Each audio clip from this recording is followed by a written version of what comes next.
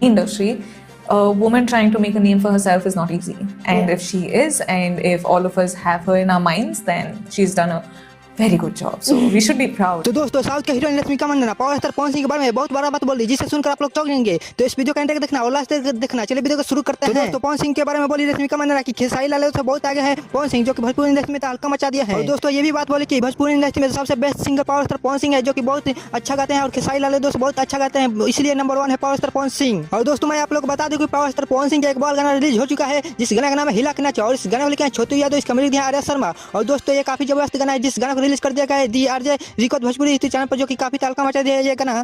तो दोस्तों आप लोग जाइए the RJ record Bhojpuri YouTube channel पर और देखिए तहलका मचा, ये काफी जबरदस्त ये गाना है, जो कि भोजपुरी इंडस्ट्री में तहलका मचा दिया यूट्यूब पर। तो दोस्तों भोजपुरी इंडस्ट्री में पावर स्टार पवन सिंह काफी एक्टिव हो चुके हैं, जो कि हर दिन एक नए गाना लेकर आ रहे हैं, जो कि काफी इंडस्ट्री में तहलका मचा दिया है पावर स्टार पवन सिंह। तो दोस्तों अगर अभी पावर स्टार पवन सिंह के सच्चे वाला फैन है तो इस चैनल को सब्सक्राइब कर दीजिए और बेल आइकन दबा दीजिए, ताकि हर अपडेट इसी तरह आप लोग पास सबसे पहले जाए।